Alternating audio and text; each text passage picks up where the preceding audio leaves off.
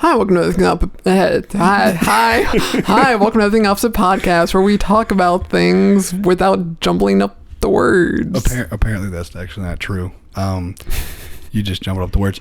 But anyway, we're back in studio, if you will. Yeah, we're still doing safe things because coronavirus is still a thing, but Like, I'm not touching you. Yeah, please don't touch me. But I can, if you want. No, I'm good. So anyway, I'm Aaron. This is Derek. See, I started it this time. Yeah, and I'm Derek, and this is Aaron. I am Aaron. And we make up Everything Else at Podcasts. It's the intro song. I love how I took 5 minutes to write that song, and it's like I'm a fan, dude. I don't remember what it is, but I'm gonna record over it, lay a solo down. Not for this, just because I have that kind of time. Just for fun. Yeah, you know what I do. This is how we do it. Oh, we're gonna get banned for that. That's like a violation. No, it's fine. It was so out of tune. It's fine. I don't think that's okay. Whatever. What are we talking about today? So today we're gonna talk about Blockbusters. Like the video store? We're gonna talk about them a little bit, but yeah, we should. But we're also gonna talk about just movies in general, blockbusters, big action movies and all that stuff. Right. Oh yeah, this is definitely more your thing. You watch a lot more movies. I watch movies too, but they're on the internet and they're on some weird sites. Anyway, go ahead. So yeah, let's just start with Blockbuster stores in general. Blockbusters, movie gallery, all those little treasures from the past. Yeah, that's actually something I miss a lot, if I'm being honest. I think when we were growing up, and you probably remember this, you'd be good all week, you'd go to school, and you wouldn't do hardcore drugs, and you wouldn't steal from your parents, and you wouldn't stab children. And then your parents would take you on a Friday. They'd take you to movie gallery or Blockbuster, depending on what, whatever one you preferred. And you could pick out a game, and then you a movie, and you watch it with the family, and you have the popcorn. Dude, kids are missing out. That was a real thing, man. Well, now it's more streamlined. You literally stream it. Well, no, right, but you remember being a kid, how amazing it felt to be a movie gallery or a Blockbuster, even Redbox wasn't the same thing. When you look in and how pissed off you would be when they didn't have the game you wanted or movie, and you'd be like, oh my god, I can't believe I'm gonna kill everybody. Not that you would, but it was a real thing. It was, you would grab the disc and you'd be like, oh, they got it. You go in there and try to. It was just amazing. They don't have it anymore. They do not have it anymore. Yeah. I clipped. You clipped, but you're also talking very softly right now. Yeah, I don't understand. I don't have the mic stand, guys, so you're gonna forgive me. It was a long day, so yeah, it sounds a little weird. Yeah, it sounds gonna be very inconsistent. 1 second he'll have it too close to his face, and then too far, and yeah, that's probably too close. Maybe if I talk really low, and then it gets kind of weird. This isn't ASMR. No. You clip too, but maybe we should try to stay on topic. Damn it. All right. No, but you remember that though, right? Yeah. Yeah, it wasn't necessarily on a Friday that we would go, but just a random day. It would be oh, let's go to movie gallery because that's the closest thing to our house was movie gallery. Well, the Blockbuster was right there in Bayou Vista too. Yeah, but it's a little farther away. It was more convenient to be oh, we finished shopping at Walmart, then we just pop into that movie gallery when it was in that little. No, I preferred movie gallery at first. It was better. It was just something about you. I don't know if you remember going in there, but the plastic smell. It was it was familiar. It wasn't and see, I remember when movie gallery was in Walmart, which you probably remember. You guys these random people that listen to this podcast from Finland, they're not gonna know what the hell we're talking about, but Walmart movie gallery. You remember that? Mm-hmm. Yeah. So I don't know. It was nice. It was a welcoming environment. It was always cool when you found what you wanted on the first go, and you brought it home. It's yes, I'm so excited. Man, I'm sorry, the streaming doesn't do that. No way. Because it's too easy to find what you want. No, it's never out. You never get that. Part of the finding what you want is the times you didn't. You only respect it when you don't have it. I'm sorry, I'm still stuck on the smell of a movie gallery. You know what I'm talking about? I don't know, man. Maybe I was just drank way too much alcohol in my life that I just make stuff up. But no, yeah, it was this. It had a smell. I know. It's a smell, but I'm trying to remember what that smell was. And again, lost to the world. We're clipping a lot. So here's the thing. You can fix that, right? Yeah, Like, yeah. okay. It's fine to have a limiter. It makes it to where okay. like even we do go a little too loud, it kind of makes sure That's we don't good. go too far. Okay, I'm just making sure. Yeah, it's like it's making my anxiety. Like I'm like, oh my god, we're clipping. You know, I'm like, you guys can't see it, but Derek is Cringing. he so much. enjoys it. It's weird. No, I'm He's cringing. A weird guy. Man. I do that for me later when I listen to the episode. I'll put my earbuds in. I'm like, yeah, ASMR. Yeah, just have noise canceling. It's only the sound. It's ASMR, right? Not ASMR. ASMR. It's ASMR. ASMR, right? Yeah. Yeah, I want to get one of those things for that. And you put it anyway. Let's get back to the topic. You know, like there's like a little. You put it over your eyes, you connect to your ears, and you'll have that kind of stuff. Derek, Can we stop, please? it's like macaroni. I beg you, stop. But, no, dude, I'm happy to be back here. I really am. I just want you to know that this was I was looking forward to this all day. Long work shift, and I was like, get to go do an episode. Yeah, coronavirus sucks. But yeah, the smell of movie gallery. That's where we were. I keep losing it. It's like a smell, you know. Yeah, it's like in the back of your head. You can't quite grasp it, but it's right. there. I think it was like the smell of plastic and like my dreams, because I mean, dude, I loved, and the reason I said Friday is like my mom used to take me when it was good during the week. She's like, go to movie gallery. And now that I think about it, what a weird way to like reward your child. Like, we're gonna let you watch a movie, piece of shit.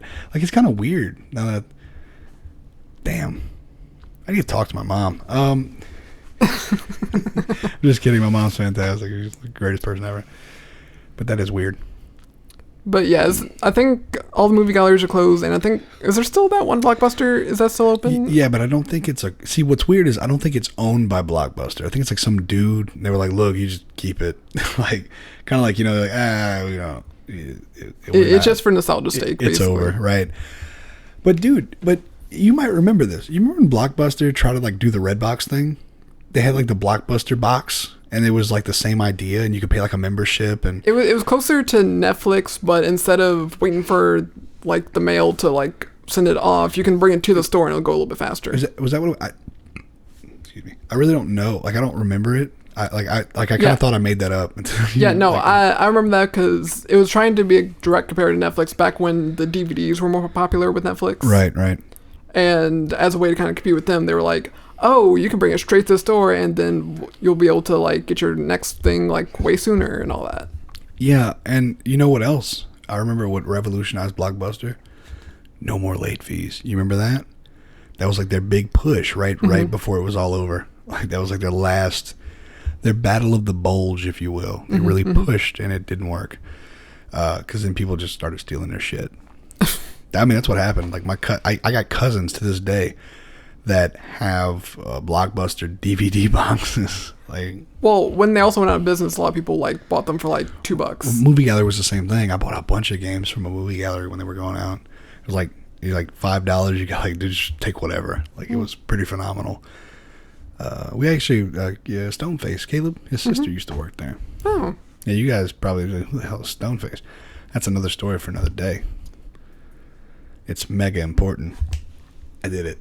I brought it back. I forgot until just now, and I brought it back. Oh, shit. Mega shit.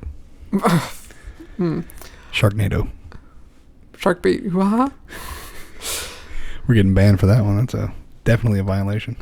Yeah, it's under Disney, and Disney's kind of a... Dude, Disney's... You know, actually, that's an interesting story. I don't know how much you know about this, but did you ever hear, like, how Nintendo was, like, super against Blockbuster back in the 90s? Yeah, dude, like, Nintendo... they're assholes. They're against everything, because I remember there was like a whole, like, they were against, like, you streaming their games for a while. Right, which most companies are like, hey, man, you're showing our product. And Nintendo's... But here's the thing, they got good product. What's the last bad Mario game you played? Literally anything from, like, the mid-2000s. Fair. But Mario 64, goddamn it, it's a great game, right? But even like Paper Mario, it's not bad. I mean, it's not great. But even Super Mario RPG, not great, but it's playable, you know?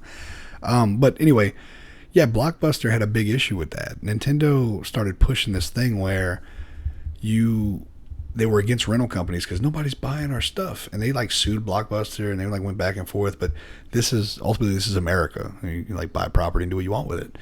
But they weren't the only ones, man. They sued everybody. I mean, I'm pretty sure we're going to get sued by Nintendo for even saying this, which is fair. I mean, they can't do it if it's a commentary on it. Yeah, I just think it would be kind of fun to be sued by Nintendo. Yeah, it's fair use. Like to get that paperwork to be like Nintendo versus blah blah blah blah blah. No, we're good. It's fair use because it's for educational purposes, technically. We should do a whole episode on that because I have no idea. Like, I don't understand. Like, I don't know what that means even. Fair use, basically, the short version is when it comes to like any sort of creative thing, whether it's music, books, whatever. Basically, you can show it, play it, kind of do whatever with it as long as it falls within specific guidelines.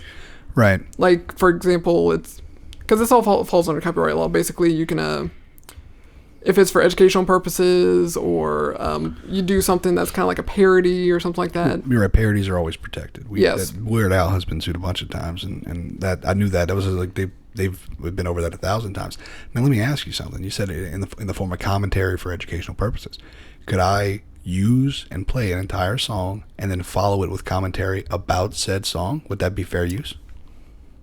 If technically it's protected if you're like kind of dissecting it kind of like for educational purposes and all that, but there are some companies who are subjective though, right? Yeah, but there's also companies who are like Warner Brothers would be a pretty popular one that's going to be like, no, don't do that. But see, that's what's weird. But they still have the right to say, no, you can't do it. Yeah, it falls into like weird gray areas. But they can't sue you though. Is that the idea? Like they can make you take it down, but they have no legal ground to say no, you can't do it. Like you can't sue you for it. Yeah, because as long as you follow the cease. Because in their eyes, if like say you play like a new song from like a band, like say the Foo Fighters release a new song and you want to like play it, and then once it's over, you like talk about it, whether you dissect the music, whether it's the lyrics or whatever. Technically, because it's educational, you should be able to do it, but since you basically give them a chance for like the regular audience just listen to the song and then just click off the video. Okay, so if you were to maybe take it and dissect it like verbally, like physically, like play the first part, stop, talk about it, then you maybe have a better argument, is what you think. Because that was my thought, is like I could just play a song and it'd be like, it's good. That'd be the end of the video. Technically, you see what I'm saying? It would be sort of like spitting in the face of those same rules. Yeah. But look, I mean, what are we talking about? Blockbusters. I mean, technically movies fall into that, so. No, they would fall into. I mean, that's the thing is, I find it. I'm really into these new videos on YouTube. You might have heard of them. It's like game sends, where it's different people and they play these video games, and they send count them for like it's ridiculous shit. Right? I mean, I watch more movie sends, but yeah. Right, but see, it seems in the gaming community you can get away with a lot more because video games are fair use. Like the companies are okay with you streaming and showing the whole story, right? I mean, whereas movies. But the funny thing is, I've streamed some games on YouTube just for fun. Right. Both Spider-Man and Batman, the music track got copyrighted. Like it wasn't to a point where like I had a strike on my account, but it was like hey, if you make any money off this, we get that money. See that's interesting. I mean, what and it makes sense. Mm-hmm. Now, you say they make money on it.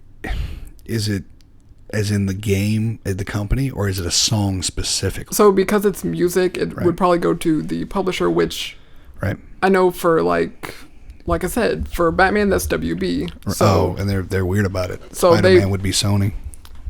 But no, Batman's Warner Brothers. Right, no, Spider-Man would be Sony. Yeah, that's what I'm saying. Oh, okay. But yeah, so just those bigger companies will want to make sure that they get their fair share, which sometimes they kind of abuse it, and especially with places like YouTube where it's a lot more automated rather than like a person physically checking.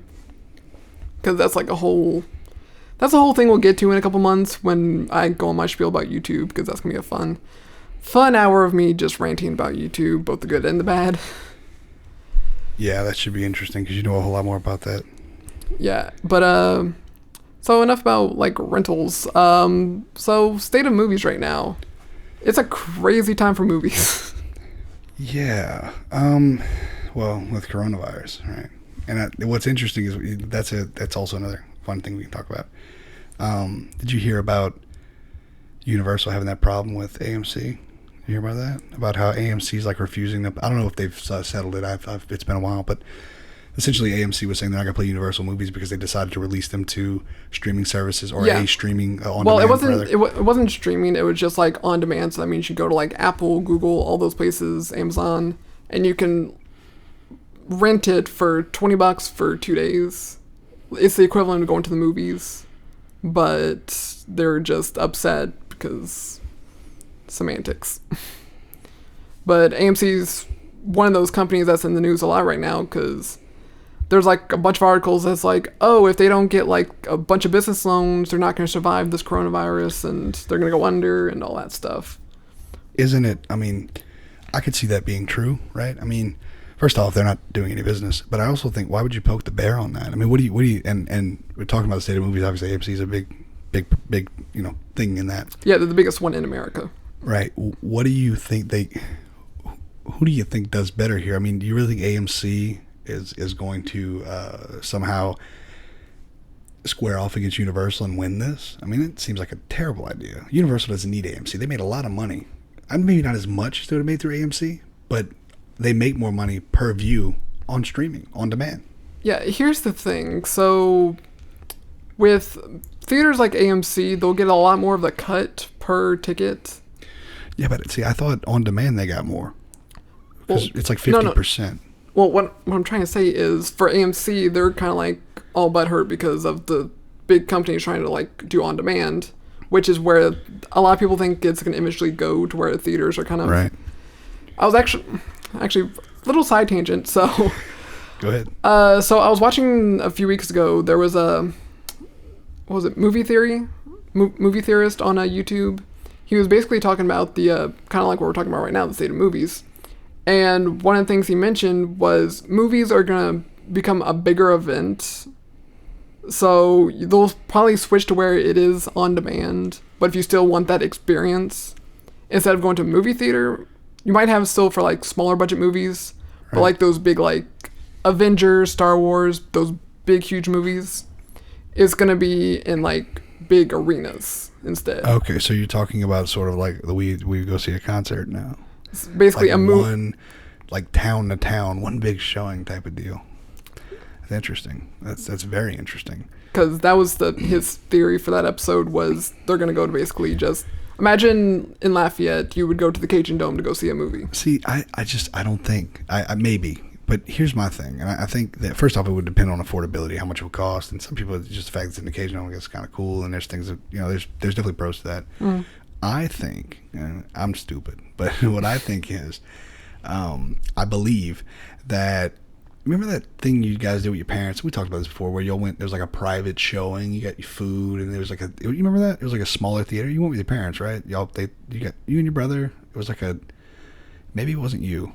I don't know. That wasn't me. Wasn't it New Orleans? It was like a smaller. Oh, I know what you're talking about now. Right, yeah. It's a type of theater where basically it's more higher end. Like those are the kind of theaters that will probably survive. And that's what I was going to get at. Because they're more experienced type places. Right. It's like a very intimate. You have literally full on recliners. Mm-hmm. You have little buttons to call a waiter to take like an actual food order. Right. It's not just like popcorn. You can still get popcorn and snacks and stuff, but you can order like a full on like, oh, can I get a meatball sub or whatever. And it's a really cool experience. The screen's obviously not as big because it is like a more intimate kind of room. Right. But you can fit maybe a couple dozen people in there and I think that's where we're going. I think that's what you're going to see more of.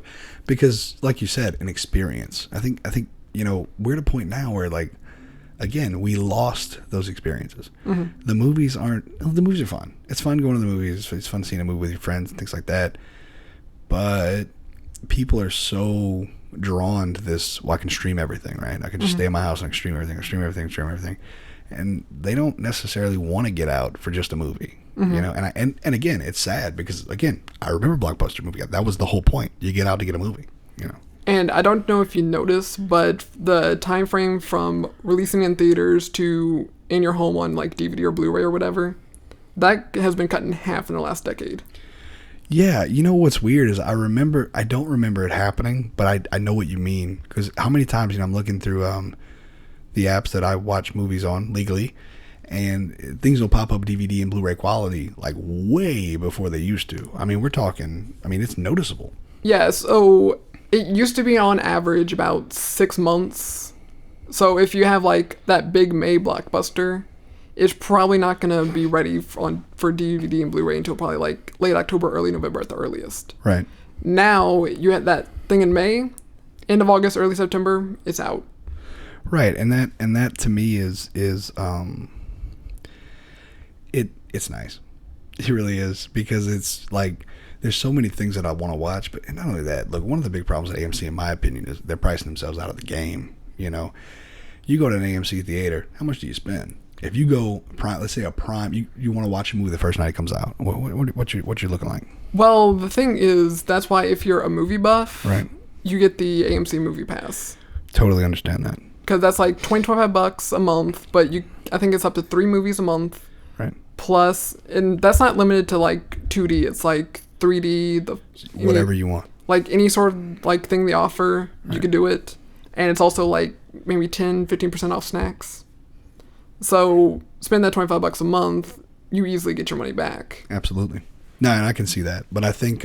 But if you're just like a casual viewer, yes, it is very expensive because. Well, and let's be honest, that's where they make their money.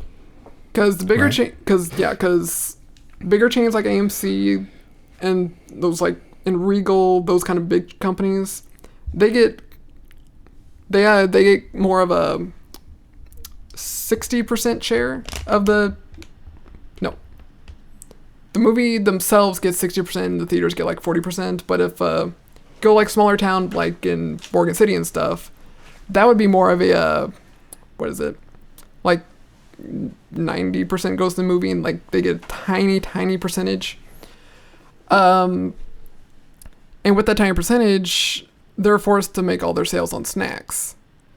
And when you're forced to only do it on snacks, it's kind of hard to make your money back, and especially if you're not getting a lot of business, which you kind of need those bigger blockbuster movies to make it happen. And yeah, I totally agree with that. I mean, I think a lot of the movie theaters we grew up with, that was sort of their problem, right? Like they were super small, and one would get a big movie, everybody would gravitate there. The other one would literally get nothing, but you would still be paying all this money for basically not the movie, but enhancements, right? Your snacks, your drinks, your prostitute, whatever you were paying for. I don't know what movie theater you're going to, but I don't remember prostitutes, but yeah, it was in Amelia. Okay. That wasn't a movie theater. Okay. I mean, they probably had showings, but I really need to talk to my mom. Right. But yeah, so just point is, small movie theaters, they struggle, and actually all movie theaters make less money in the short term, even with the big blockbusters. Like, for example, when Avengers Endgame made $1 billion their opening weekend, Disney, they probably got to keep 90% of that. From smaller theaters, right? No, that's everyone. I thought from AMC it was like a 50-50 split. No, what happens actually is the very first week, the theaters get the smallest cut possible, but the more weeks it's in theaters, the more cut they get to keep. Right. So that's why it's good to have those movies, like when Avatar was out. It was very good to have it to where it was just every week just kept building.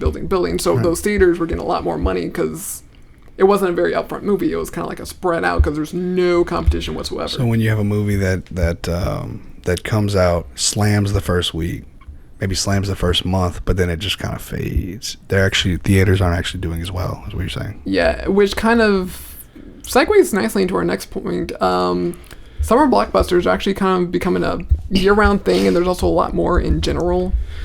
Yeah, I don't really remember a time where they released billion-dollar movies by the handful. You know what I mean? It was, first off, rare. It's like, oh, James Cameron's name. Okay, that's $1 billion. Nothing else, right? Mm-hmm. But now it's like, and not only that, they're not necessarily excessively expensive movies to make. I mean, James Cameron, those movies are expensive. And I'm not saying that obviously the Avengers movies cost money. Don't get me wrong. Oh. But it's it doesn't seem to be on the same level. They're not having to blaze new trails in the sense of the first Avengers movie, the first early superhero movies, like that was a blazing a new trail. But they were actually able to pick up the series and turn it into something more than just, what it was, but without actually having to do anything crazy with it. They didn't have to do Avatar, which is shit, by the way. I hate it. But Same. Yeah, it's space Pocahontas. Let's just be honest here, right? Like, it kind of falls in the same camp with me as, like, The Nightmare Before Christmas. Right. Where, like, visually, it's great. Mm-hmm. And for Nightmare Before Christmas, I love the music. But as a story, it just, meh. Nightmare Before Christmas is, I'm going to say it, I'm going to offend a lot of people when I say this. Not anything offensive. I'm not going to say the N-word. Well, I didn't expect you to say the N-word. I mean, I could, but... Please don't. I don't edit. I'm not going to say the N-word. Everybody who says, like, Nightmare Before Christmas, chances are you're a tool and a poser. There I said it. Okay. I'm serious. Think about all the people, right? I love them before. They get the stupid tattoos. Like, shut up. It's ridiculous. Yeah, but it's becoming a problem where there are a lot more blockbusters, especially crammed in the summertime. Because you look at the May lineups for the past few years, it is crammed. Which it kind of got to the point where the Avengers movies got so big that everyone put like a 2-3 week like gap, just so that way their box office wasn't affected as much. Yeah, and that's weird too. Like, you actually have companies like forcing people, like, releasing movies used to be sort of, like you said, it used to be like this weird, like, okay, this one do it. Okay. Mm-hmm. You actually have movies that have to take into, it's like they're playing a strategy game when determining how they're going to release movies. Like, they're actually playing off of each other, Like, you're not going to release a Fast and the Furious movie alongside of a Marvel movie. That'd be stupid. Yeah, no, that's why Fast and Furious kind of found their, like, smooth goings in, like, April. Because it's, like, right before those movies before release. Things start hitting. I haven't watched a Fast and Furious movie in a long time. I have not watched, I think, any of them all the way through. I get it. I get it. I don't get it. Like, I mean, I understand somebody locked their car. Well, there's like a parking lot like right outside my window. Oh, okay, I didn't know that. All right. Yeah, no, I mean, I understand. Oh, yeah, I understand like the idea behind Fast and Furious, and I actually understand why people like those movies. But there's not a whole lot of substance there for me. It's like, hey, I want a sandwich, but I just want the bread, and that's what that movie is to me. Just because you put The Rock in something doesn't make it good. Like, he's good. I like The Rock, Jumanji, that's a good movie. Which Jumanji is one of those movies that capitalizes on, like, that kids are out of school during the winter break kind of thing, because they kept releasing December. Same with Star Wars. They were going for December. Don't even get me started on the new Star Wars movies. I don't want to talk about it. It's okay. I think there's an episode, like, later this year, only Star Wars, so... Yeah, every time we do this, we get into Star Wars, and I have to express that the new Star Wars, not just because the old Star Wars, and the old Star Wars is the best thing ever. It's always the same points, I don't know. Ray didn't do it for me. There, I said it. I mean, funny enough, the short story that I'm working on right now is very Star Wars heavy. Good. It's not like, oh, everyone's running around with lightsabers and blasters, but it's basically a Star Wars camp. So everything's just called like Star Wars things. They just kind of people running around with blasters, just like pew pew pew, like not even really doing anything, just like sort of like this gangland type madness. It's preteens. It's not exactly Lord of the Flies over here. Lord of the Flies is a fantastic story. No, it's not. It's actually not. Again, tools, man, tools. No, I think, but I will say this. That's Disney, man. Disney again changed the game, and I don't even know how intentional it was. I don't know that anybody, and they could say they did this all they want. I don't think anybody predicted the amount of success they were going to have with these Star Wars. Well, Star Wars is one of them, but the Marvel movies specifically. I mean, look, we all know Star Wars, but to take a leap, everybody loves Spider-Man, but really, who really cared about Iron Man? On it before that was the big thing. They kind of. That was the whole journey for the Marvel Cinematic Universe. That's why it was so impactful with Endgame and even Infinity War. Right. Was you took these properties that, if you're a comic fan, you knew them because like Iron Man, Thor, Captain America, they were all like those frontline Avengers, even from the beginning. And even us, like I wouldn't say at that point in time, neither one of us is really comic book. I've always been more of a DC fan when it came to comics anyway, but we knew who they were, right? I mean, I was a fan of like superhero movies in general, so I saw Daredevil, I saw Hulk, I saw the Sam Raimi Spider-Mans. I don't think I saw Blade because I was too young. Blade's good. Did you ever watch Blade? Like even to this day? It was one of those things where I was too young to watch it back then and just never got around to it. You need to. I think Blade is one of the very few movies like that I'm like, yeah. Especially now that I understand Blade and understand the story. It's kind of like Spawn. Mm-hmm. Now that I understand it, it's not that great of a movie. But I get it, and I understand what they were going for. But I'll be honest, all the movies you just named, I mean, Sam Raimi Spider-Man was obviously the best of those group. But I didn't, everybody disses Daredevil. I didn't think it was that bad. I really, I liked it. I don't know, but I liked Green Lantern. I'm one of those people who will give any superhero movie the benefit of the doubt. The only movie that I will... Fantastic Four. So, yes, the 2015 Fantastic Four movie. No, I've never seen it. If you called it literally anything else, right, it would have been a decent movie. Right. But because you slapped Fantastic Four on it, it ruined it. And you can't let people get away with that shit. Look, I'm going to say this, especially when it came to Green Lantern. If you never read or never knew anything about Green Lantern, that's a good movie. The problem is, I think people who know about Green Lantern, because one of the biggest complaints is he's just too stupid. He just did dumb stuff. And it's like, dude, it's Ryan Reynolds, and he's phenomenal. It's also an origin story, so you can't expect him to be doing creative things right from the get-go. It's not even just that, dude. You're right. It's an origin story. One of the greatest things about superheroes is that we can do whatever we want with them, right? The origin stories. How many times Batman, he progressively gets more and more Gerard Way. The more he gets more and more he gets more and more Gerard Way 2008. He gets more and more emo. Let's be honest, man. Batman used to be boom, pow, chow. Now he's my parents are dead, and it's much more focused on that. And it's a good thing. I love it. Well, that was just kind of a progression through the different ages, Silver Age, Golden Age, all that stuff. Because it wasn't just Batman who had those darker stories. It was absolutely just all the DC characters had the same kind of light dark kind of contrast. Because they're we need to change it up, so let's go this route, more psychological or more just whatever. I think it pulls off better with Batman because naturally he's so dark, right? The Batman, Mm-hmm. They're making a new one. It's called Batman. I'm sorry, it's called Coronavirus Man, and it's basically Batman. Can we I thought you were legitimately about to go into the Batman. I was not. And I'm excited about that. I'm willing to give Robert Pattinson a chance. In fact, he was probably the only half decent thing of the younger people in Twilight. There, I said it. From start to finish, you knew what you were getting. It was. Actually, I saw a thing on Facebook where it was they posted the closed captions for the audio commentary for the Twilight movies. And apparently Robert Pattinson just constantly shitted on it during the entire time. Yeah, that's funny. Look, the movie's a joke, right? I don't think anybody's... it's good if you're, 12 years old and a girl, but...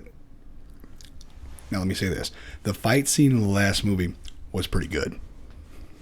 Okay, here's I'm not even going to go into the rant, but... I'm just going to say the book was a billion times better. Come on, Derek. Don't do this. No. Derek, don't do this. No. I'm just one of those people who's No, I'm with you. The books are better, but it's Twilight. It's not that good, right? The way I rated it was I gave the books an 8. Right. Versus movies that get a 5 or a 6. I would not give those books an 8. 8 out of 10? Come on, man. Compared to what? For what they were, that's... if you put them on the same pedestals like Hunger Games or Harry Potter or stuff like that. Man, but if you put it on that, I gotta say a 6. Now that being said, I only read part of the first one, so I really have no leg to stand on in this argument. The books progressively got better, just like movies progressively got better. Right. I think, I don't know. I feel like it's interesting because, you know, right after 50, you might remember this, like 50 Shades of Grey was like late junior high and high school for us, right? And then all of a sudden, I mean, not 50 Shades of Grey, Twilight. And then that turned into 50 Shades of Grey. It's this really weird progression of like Twilight's kind of sexual, like there's a weird tension about it. And then 50 Shades of Grey, all of a sudden we're beating the shit out of each other. And that was my problem with that whole like genre, because it's sort of all the same thing to me. I don't see how it's a good thing. You read a book like Jaws, for instance. That's a fantastic novel. I mean, it's a good book. I don't see the appeal or even the reason behind something like Twilight. I don't get it. But maybe it's not for me, so maybe I shouldn't get it. Just a lot of the things that people complain about with the first Twilight movie and stuff, it got somewhat corrected over the course of the rest of the movies. Well, her acting never got better. I'm not going to sit here and pretend she got better. That being said, all of the other vampires, like specifically like Edward's people, his name was Edward, right? Yeah, Edward. And Jacob's people too, phenomenal. Those older people, I mean... Oh yeah, I love Alice. It was... Me too. It was almost ridiculous that, you know, to me, it was great, but it almost made it worse, because when they had scenes with Kristen Stewart, Bella, right? When they had scenes with her, it was like it almost exaggerated her inability to actually act. And I don't know Kristen Stewart, maybe she got better, but you sucked in that movie. If she ever hears this, she did, and she needs to know it, right? Somebody should hit her because of it. I mean, whatever, but... Kill the phonies. But at least with the books, you get more of that understanding of how they became kind of close and in a relationship, because the movie is just kind of like snap, snap, snap, snap, snap, oh, vampire fights. Yeah, well, and maybe that's what... And look, so maybe in that respect, we're being too hard on Kristen Stewart, because there was never... They had to... Nobody wants to see stupid character development. Like like people want to see the action. Like, I'm a person, I like character development, but how are you going to develop some 17-year-old punk ass kid who falls in love with him? I mean, it just sounds dumb. And I think making that in a movie is harder than making it in the book. A book, it forces you to learn, and really you tend to grow with the characters. Yeah. I mean, honestly, even Hunger Games. I thought the first Hunger Games movie was complete shit. Honestly, like, it wasn't good. They got better, but I just thought it wasn't good. I thought they missed the mark big time. Personally, with the Hunger Games, both with the books and the movies, I found the second one to be the best. The first one was like that, like, par, and the third one just fell flat for me. Yeah. Well, I think there's no reason there should have been three of them. I feel like maybe they should have done sort of a first one, half the second one, half the third one type of, like, half second one, third one. The thing is that not everything is that epic, right? Like, we take movies and we split them up. And I actually think Twilight did a good job with it. Or Harry Potter even did That being said, Deathly Hallows Part 1 is very, very dry. There's really not a whole lot going on. But it does a phenomenal job even of setting up the events in Part 2. That being said, bullshit that they made people wait a year for that. I don't like that. Listen, that's retarded. Like, I don't see the appeal to that. I really don't. Money talks. Well, I understand that, but it's sort of the same way. I don't know if, and you don't really play Final Fantasy, but that's what they're doing with the Final Fantasy VII remake. They're sort of like making it into 3, potentially could be more, and I'm okay with it. I'm a big Final Fantasy fan, for anybody out there who didn't know that. Love it. And look, they gave me a 40-hour game. I appreciate it. But damn it, a year when you're going to use the same mechanics? Get out of here. Bullshit. Yeah. So I guess the next logical question is, so does the high box office equal a good movie? No, that's ridiculous. Titanic wasn't that good. The acting was phenomenal. The movie, it didn't do anything for me. Again, it's not for me, but come on. You're going to tell me that Titanic's better than a movie like Django, or let's not even take Django. Gangs of New York. I don't know if you've ever seen that. Fantastic movie. DiCaprio's in it. Amazing job. Daniel Day-Lewis, phenomenal. Great movie. Pearl Harbor. You remember Pearl Harbor? Oh, Ben Affleck. Utter shit. Did great in the box office. Did very well in the box office. Because people thought it was a war movie. It ended up being shit. It ended up being total shit. It was a terrible movie. Avatar. But here's the thing. I say Avatar, but I get why it made money. Because it really had nothing to do with the story. It had everything to do with what he did with it, right? Yeah. Let me think of another one. I'm going to pull up very quick the top 10 box office. Yeah, go ahead. Let's see what we're looking at. Because, I don't know. I mean, also staying power, right? Like, think about it in the regards of, like, if there's a movie that hit the box office, and let's say it's older, could it do it today? What's the idea with that? Yeah, okay. So obviously number 1 is Avengers Endgame. It beat out Avatar by $7 million. And that's a little ridiculous because I haven't seen Endgame yet. I need to watch. Dude, I've been so busy. It's on Disney Plus. I know. I'm gonna watch it. You can literally watch it on your phone. Well, I mean, obviously, I need to give it more respect than watching it on my phone. But come on, that is way better than $7 million better than Avatar, right? Yeah, because at least with the Endgame, you kind of like it's a culmination of 11 years worth of movies. So yeah, it was this big event. That's the sad part for me is that I watched some of those movies as they released, but I should have watched them like you did because I think I'd have got more out of it. And I think anybody who just watches them all back to back, I don't think they get the same emotion, the same feeling that even me who watched some of them back in the day would get out of it. You know, and that's what people are gonna miss. Yeah, because I feel, because someone like me, I'm going to watch every single movie. Like, I'm going to see it in theaters. Like, yes, I have to wait for Black Widow now, because it was supposed to release, almost 2 weeks ago? But because of all this going on, they pushed it back to November and kind of pushed the whole slate back. Right.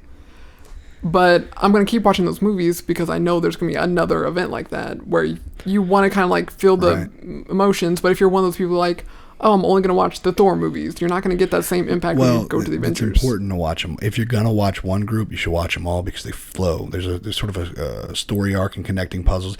It's the same way as comic books are written. They come together at times, and it's sort of important to know what's going on. Mm-hmm. I don't know that I'm going to watch them all in theaters, but this go around, I will watch them all when they come out, at least to viewing in some way. Mm-hmm. I really think I'm a little disappointed in myself because I didn't realize how epic it was going to be. And it's how many movies is it? I think Endgame was number 23. I mean, that is pretty incredible, and they're all decent. You know, they're even Black Panther, which I didn't really like. It was still pretty good. Yeah, I think it was overhyped, but it was a decent movie. Like, there's no bad Marvel movie. There's gonna be people who are like, oh well, this one was bad. Even Thor: The Dark World, I got enjoyment out of it. Thor's, I mean, he's attractive, right? Like that's, you know, I mean, he's hot. Let's not pretend like he's not. I would kill for that body. Not like for him to be with, I mean, like to have, not in a weird way where he's dead and I possess him in a freezer. What I mean is anyway, so look, but hey, you know what else was good though? Speaking of a long-winded series, Planet of the Apes, the original Planet. Did you watch those? Have you watched those? No, I just watched the newer ones. And look, I know you're busy. You watch a lot of movies. You can find them on Blu-ray at Walmart for like 75 cents. And every one of them, the third one is the worst one, and it's still pretty good. They're phenomenal, dude. They're great. And look, that's when they just had people dressing up with like ape faces with the hair. It's not even good as far as that goes, but the story carries the movie. So anyway, top 10. Give me them to. So yeah, let's not get too carried away with this. But number 1 was Endgame. Right. Number 2 is Avatar. Yep. Number 3 is Titanic. Yep. Number 4 is Star Wars Episode 7, The Force Awakens. Oof. Which that was just like one of those, we hadn't had a Star Wars movie since 2005. Yeah. So it's like a 10-year gap. Right. So people were like... And the one in 2005 was not that great. Revenge of the Sith was the best of the prequels. Right. But again, they were trash. So it was the best of trash. I mean, come on, man. Episode 1 and 2 were terrible. Specifically 1. 2. I don't like sand. It gets places. Look, I'm not going to knock the fact that, like, some of the stuff was cringy, but as a whole, I do like every Star Wars movie. Like, every single one. No way you like Episode 1. Dude, I love Episode 1. No way you like Episode 1. Stop. That pod racing scene? The Duel of Fates? Dude. That is the only 2 scenes that are decent in that movie. The rest of the movie sucks, man. Plus, you have Liam Neeson. That automatically gives you credit. No, it doesn't. And I agree, but they killed him off. And I understand why. And look, The sad part is that what's his name? The Obi-Wan. Ewan McGregor. Ewan McGregor. He did so good. He was phenomenal in those movies. He was so good, but they're just not good. That's the problem. They're just not good. I mean, I do hope that eventually Disney does do that Obi-Wan series, because like they keep saying like, oh, we're not gonna do it. Yeah, we're gonna do it. No, we're not. And I loved you, Anakin. Loved you like a brother. But anyway, so number 5 is Avengers: Infinity War. Number 6 is Jurassic World. Number 7 is the Lion King remake, which is actually kind of surprising. It made 1.6 billion. Yeah, I did not enjoy that movie. We'll keep going. We'll talk about it. Okay. Number 8 was the original Avengers. Number 9 is Furious 7. Number 10 is Frozen 2. But most of what rounds us out is Fast and Furious movies, Right. Marvel movies, Right. Jurassic World. So here's the thing: Jurassic World again. How many years it had been, and also, I mean, you had big names. The sequel is number 15. So, and look, but here, and I'll say this: I haven't seen the sequel yet. I want to. I like those movies, but I'm just gonna say fair warning towards towards the end of the first act. There's a very sad scene. Just prepare yourself. Does he die? No. Oh, thank God.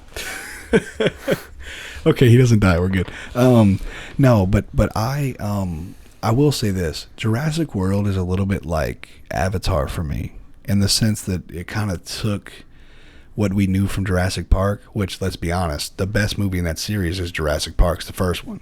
Mm-hmm. It's the first one. It's the second one, and then it's probably Jurassic World. The third Jurassic Park movie was sort of like we're just gonna have a bunch of people die, and we're gonna get the sort of the action movie cash grab. Which I understand it wasn't a bad movie, but the first 2 Jurassic Park movies are phenomenal. I mean, the life finds a way. I mean, come on, genius, you know. And then that fat dude gets spit on by that thing. That was pretty cool. It was like one of my favorite scenes. But I just don't see how, like Lion King. Let's start there, because that's how you kind of looked at me funny. That movie sucked, dude. I'm sorry that the cartoon had so much more emotion to it. Like they have to me. And look, maybe it's because that's what I grew up on. But even when Scar kills Mufasa, I hope I didn't ruin that for anybody. Well, the original came out 26 years ago. I think we're good. Yeah, Mufasa dies, guys. It's pretty rough. I didn't feel it. And I thought I would, because even in the cartoon, like I lie when my son's and Wyatt's watching the cartoon, every time, because here's the thing, that's the kind of shit my brother would do. I know he would do it. I don't blame him. I'd do it to him. But Mufasa actually trusted Scar to some degree. Does your whole family need to go to therapy? You have no idea. You have no idea, dude. Most of my family, they're on meth, man. Like my mom's cool. My mom, my brother, my sister, everybody. My immediate family is fine. But the rest of them, they got like one tooth between 25 people or so. It's like living in Kentucky, like in the hills. You ever see those people? I got a documentary I got to show you later. Anyway, it's bad. No offense to anybody from Kentucky, but you guys suck. But no, I think a lot of those movies, Lion King, Jurassic World, the Fast and the Furious movie. Let's be honest. I mean, I don't want to say it like this. I know a lot of people that like Fast and Furious. They're car guys, and it's like, yeah, Fast and Furious. Our buddy Seth Ortega, his group, they love it, and I get it. But it also appeals to those guys who also watch Bruce Lee movies and jerk off. Like, it also appeals to them. You know what I'm saying? Yeah. That's like a big audience. A lot of guys want to go to a movie and they want to walk out and be like, I'll hope somebody tries to fight me today. Like, it's like they think they learn some sort of like power from these movies. And that's a big reason but I mean, you're telling, there's no way Fast Furious 7 is better than Pulp Fiction. It's just not possible. Or Django, or hell, Reservoir Dogs. And those are just Tarantino movies. I mean, we could go on, like I said before, Gangs of New York. You could say Shutter Island. To me, that's one of DiCaprio's a good movie. Inception. I don't get it, but it seemed pretty good. I don't know what's going on. It's just a dream within a dream within a dream. It's fine. Yeah, I too have done drugs. No, but there's that. There's also So you got Inception. What was I going to say? I was going to say another one that is also a fairly good movie. But yeah, there's a lot. Revenant. I'm surprised. I mean, that was a phenomenal movie. You saw Revenant with DiCaprio? Not. Man. Are you obsessed with Leonardo DiCaprio? Because you keep listing movies he's in. No, Okay, he was in Django. He wasn't in Pulp Fiction or Reservoir Dogs. Screw you. No, I just we were talking about it. It kind of made me think of it like different. I mean, because look, everything he's in is great. I mean, he's a great actor. But dude, I'm surprised Pirates of the Caribbean isn't on that list. It used to be, right? But with the combination of inflation and just like these constant like big budget sequels, because most of those movies came off like franchises. Like the only exceptions were Avatar and Titanic, but those were just freak things where like it just kept week after week. It was no competition because, like we said earlier in the thing, it used to just be like a summer blockbuster. But those movies came out in a time where they didn't really have much competition. What Frozen was on the list? Was it 2? Did you say 2 or part 1? Both of them made over $1 billion, but I think Frozen 2 made more. Yeah, it's not a good movie. I did not enjoy Frozen 2. And here's the thing about Frozen 1. Also not a good movie. I can't do it. And I feel like, again, I know it's not for me, but... Yeah, I don't think you're the target demographic of like a 5-year-old girl. That being said, Let It Go, phenomenal song. It deserves to be on the list just for Let It Go. I mean, that song changed my life. I mean... Because Pearl Jam did a version. It's fantastic. With Frozen 2, Into the Unknown, that's also a pretty good song. I've heard it, but it didn't like resonate with me. What about Brendan Urie's version? I like it, but again, it didn't resonate with me. I don't know. I like older Brendan Urie stuff. I like older Panic. I mean, you know that. But I mean, Death of the Bachelor, it's good stuff. But it's I don't know, man. I like emo. Like I like the beginning. Like the You kind of like that, like borderline pop punk emo. Right. Well, that's my style. You know, I mean, I've always been that person. Now that being said, I think that what's interesting about my music taste is that I think it will grow into me. Like if I listen to Panic more, I think I will grow into liking his later stuff more. Because I think that's the natural progression. But like currently, like I love the song 9 in the Afternoon. You know, it's like that's one of the ones that I've always liked. But like sometimes it's like that's my song. Like see, that's back to the street. Like I love it. It's phenomenal. I mean, he's such a good singer. Yeah, it's kind of funny whenever you put like the music on a shuffle. I put Panic and Disco just on shuffle on Google Play. Well, yeah, I mean everything. Look, I will say this: there's no song I ever heard by them I was like, ugh. Like for the most part, right? But like I love it when it's like, okay, we're gonna start with Our Rest Inside Tragedy, then we go into the Mona Lisa, then we go to 9 in the Afternoon, then New Perspective. But then you also got like This Is Gospel, and then you get even newer stuff like High Hopes and stuff like that. And I do like High Hopes. That's a fun song. Dude, High Hopes is a good song to get hyped on, like if you're working out. Yeah, that one. You know what? Another big one for me for that kind of activity is Centuries by Fall Out Boy. Anything but Fall Out Boy works. Yeah, but that one is like, I don't know. Centuries, The Phoenix, pretty much anything that came off like the comeback stuff. Those are like, they're so just big and orchestral in a way. Where they have a clear beginning, climax, and like these very powerful endings. It's weird we just jumped on the music, but back to the movies. That happens, right?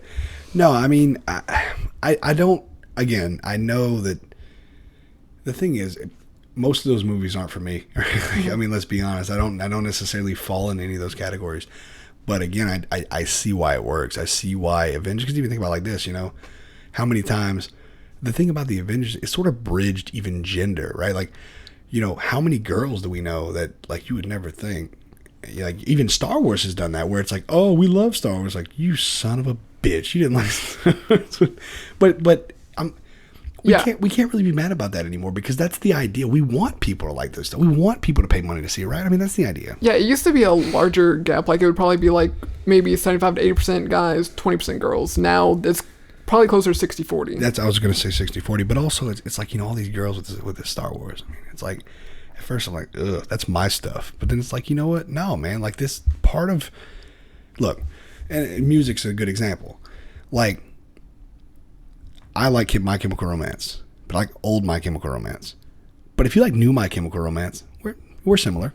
I mean, it's different music, but I still like it. Like, maybe we're different types of fans. I don't necessarily, like, I used to be like, ugh, you can't like Star Wars, you bitch. Like, but now it's like, you can, because here's the thing.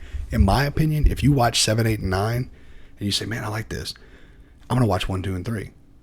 or rather 4, 5, and 6. Yeah, watch 1, 2, 3, 4, 5, and 6. To me, that achievement, because that's what I want. I want you to go back and see where it all started, and not only that, Star Wars came out in the 70s initially. Yeah, it was 77, 80, 83. And they still hold up perfectly. The effects could be a little bit better, but I mean, for that time period, I mean, you can watch them and I'll be like, oh my god. You ever watch some movies from those times? You're like, what is this? Yeah, the only thing that really gets me with the original trilogy effects wise was the lightsaber effect they used for like the first one. That was just because like the way they did it just doesn't look good, especially when you get that like Blu-ray. You should have that high definition. My favorite scene is where Princess Leia's a little, a little outfit on. You know what I'm talking about? You remember the green alien woman where she gets a little nip slip? Remember that? Yes, I remember. Yes, we all tried to pause at the right moment. We've all been there. We've done that. But so do you think that Marvel has become bigger than Star Wars?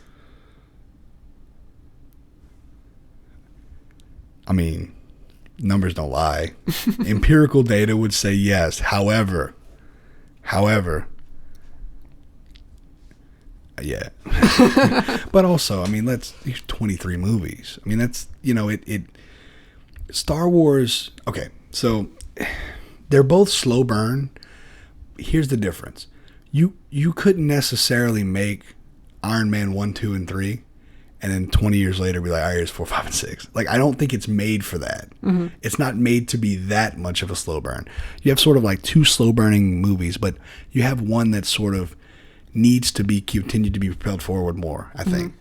Whereas Star Wars, in 20 years, they could stop making Star Wars. In 20 years, release them, and you're going to get the same thing. Whereas a Marvel movie, there's so much build up, right? There's so much, the Avengers. I mean, it was so much build up. It's like, all right, cool, we're here, let's do it. And then you can keep going and keep doing them every year, keep doing them every other year. You keep popping them around, keeping them around. You don't have to do that with Star Wars. But again, when it comes to money, yeah, I mean, I can't argue. I mean, yeah, and like even per movie, I mean, they've made more money. Like, it's just one of those things, like, because you care about the characters so much, like, I still, like, geek out whenever the first Avengers movie, that little circle shot. Right.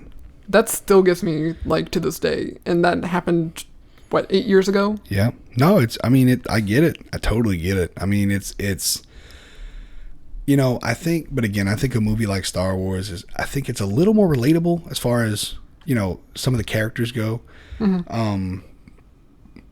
Like, we all know somebody, like, that has certain character traits like that. Yeah.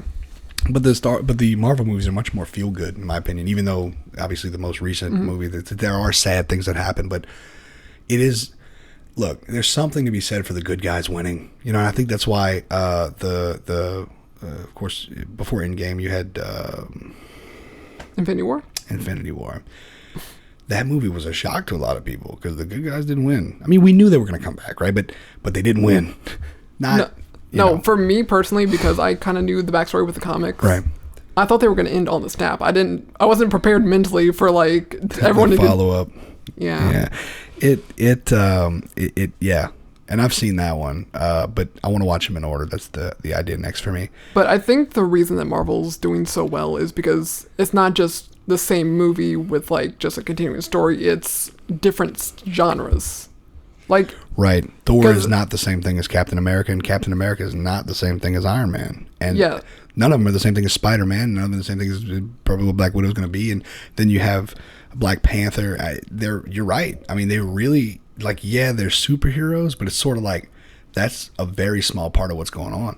Yeah, because they'll look at the character that they want to make a movie on. It's like, okay, what makes them different? And then you kind of lean into what genre they'll right. I mean, Thor is literally a Norse mythological movie. It's not really a superhero movie at all. Consider the fact that he's not really a superhero. He's a god, right? I mean, it's not a superhero. Yeah. I mean, it'd be like a movie about Jesus. Like, he's not a superhero. He's wondering why he's Jesus. I mean, he's effing Jesus. Right? I mean, it's a different thing. And I think that's, because like somebody, like if you enjoy Norse mythology, you could actually get off pretty well in just the Thor movies. Mm-hmm. So you have that, because there's also a bunch of tools out there who think Norse mythology means anything.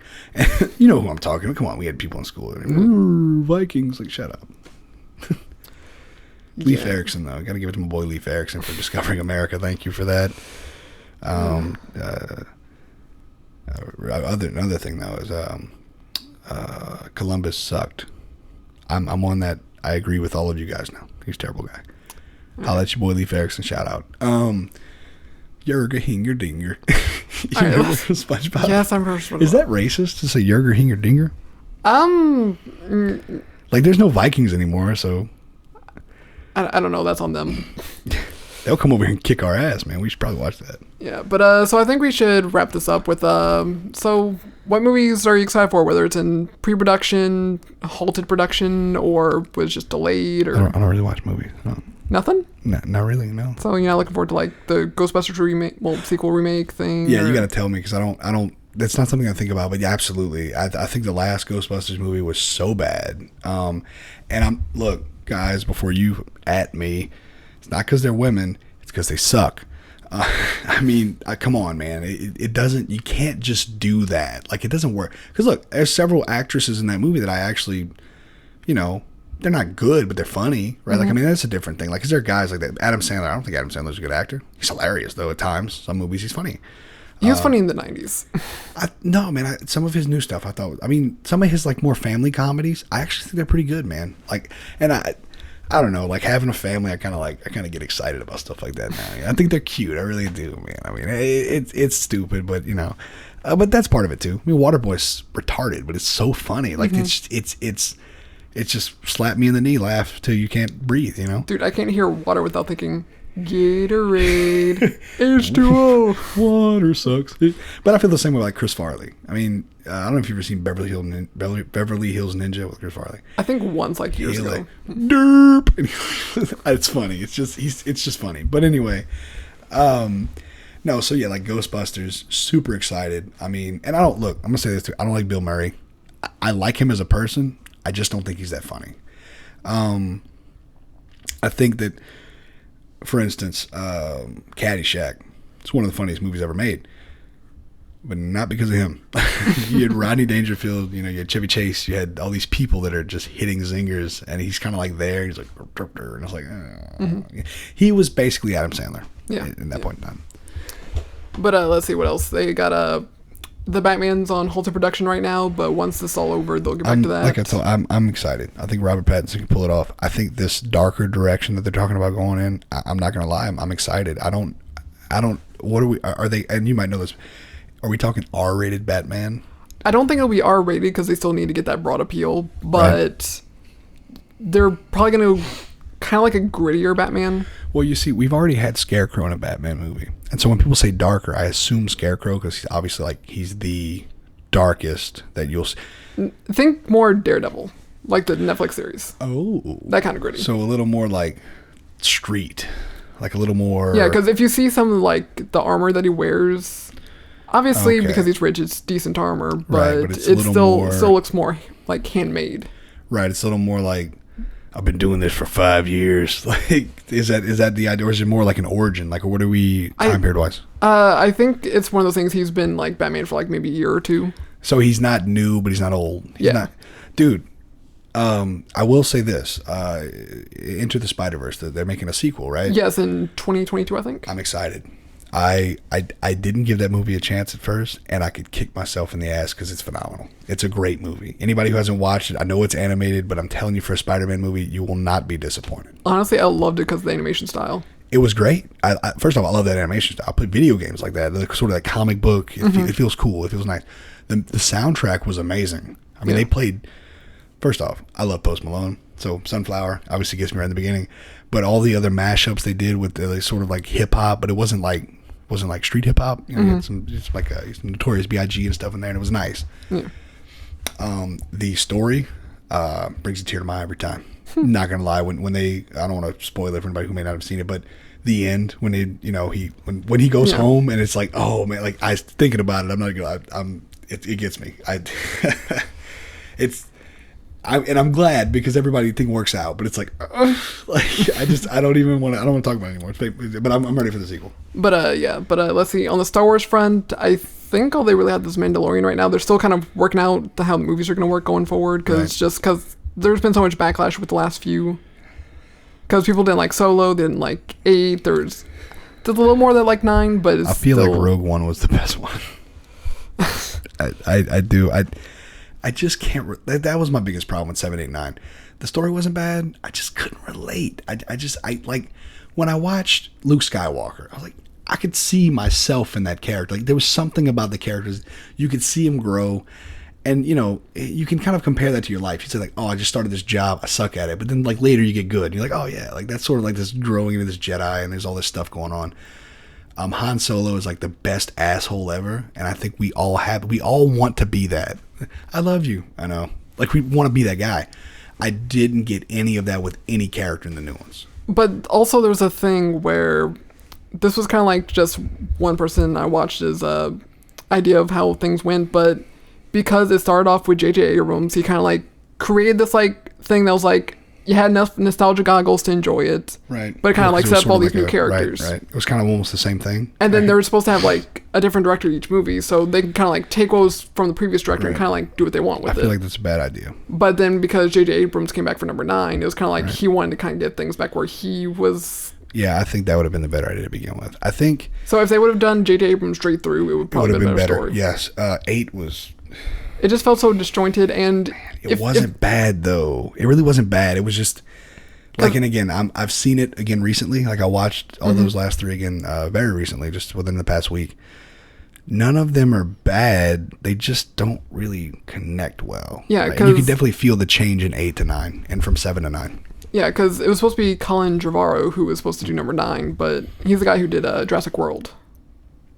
But Maybe. he was supposed to do number 9, and he could have taken what Rian Johnson did in 8 and kept it going and kind of like just put his own spin on stuff. Right. But because you had J.J. Abrams on the bookends of everything, it's kind of like he had his own vision, but he was like, I can let them kind of do what they want with it, with all these mysteries and unanswered questions. But it kind of came back where like it kind of took a turn. And they like pulled it back. Right. Well, what do you? So, how do you feel about 7, 8, and 9? What's your thought?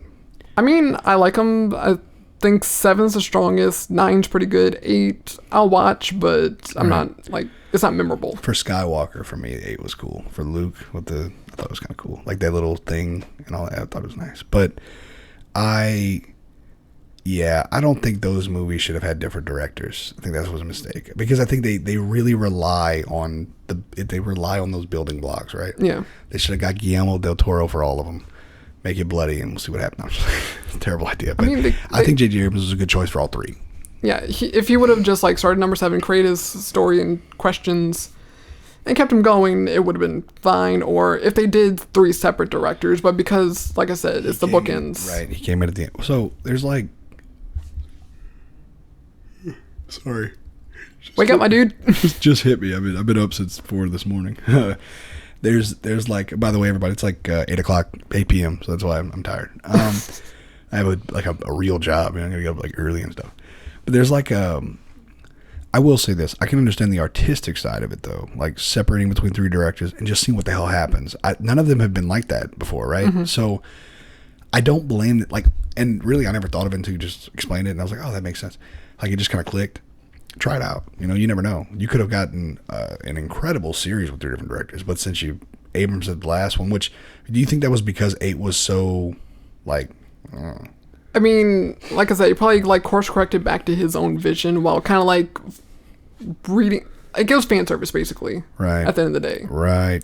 Because like especially like the scene towards the end where like Rey's like pissed and like throws lightsaber into the fire and Luke just like goes just like catches it. Mm-hmm. And it's like a lightsaber deserves more respect. That's kind of a knock at 8 where he was just like tossed it over his shoulder when he first saw her. Right. Let me ask you something. How do you feel about the Solo movie? Be honest. I've never seen it. I wanted a goddamn sequel. I've never seen it yet. I want a sequel just because. Do you mind if I give you a small spoiler? No, go ahead because I need to know if I need to watch it. There's a hologram scene with Darth Maul. I gotta watch that now just for that actually. And now so I'm they're pissed. not gonna do a sequel. They were supposed to have a trilogy. And they're just like, screw it. But because people didn't go to see the movie, it's not getting a sequel. See, the problem... You know what it reminds me of? And to get back to the video game, it reminds me of Mass Effect. I don't know if you played those. You should if you haven't. When you get your PC built, do yourself a favor. I'm telling you, dude, you'll love them. You really will. But the first one's trash. So you gotta force your way through. But that's my Yeah, point. didn't you say like at the beginning of the second one you can actually kind of like just pick those key moments You and then... so you can buy for like $10. There's like a thing you can buy. It's like a comic, and they give you all the options from the first one. It really is better to do it that way. My point is that sometimes you have to have the full scale of an idea, like everything considered, to understand why something is so good.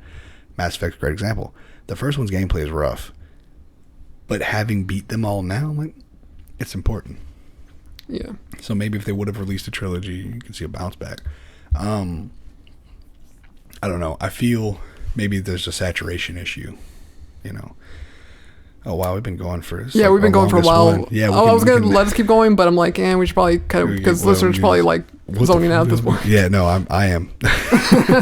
No, yeah, it's great to be back though. I just want to say one more time, coronavirus can kiss my ass. I'm glad that hopefully everybody who does listen, you know, haven't lost anyone to it. If you have, we're super sorry to hear it, and you know, we're for me, it's you know, I'm happy that my family made it through for sure, and I'm happy that we're getting normal again. You know, it's nice. So I just say that because I'm just glad to be back here. It's so much better than doing this the way we did it over the internet. I don't like it. But yeah, so I guess we'll just wrap this up. Yeah, I'm not doing anything right now because of Rona. Yeah. But just, you know, check out other episodes of the podcast. We did have a few episodes on the coronavirus and all that stuff, but we also have some more fun ones. Absolutely. You don't have to waste your time with those if you don't want to. They were a little weird.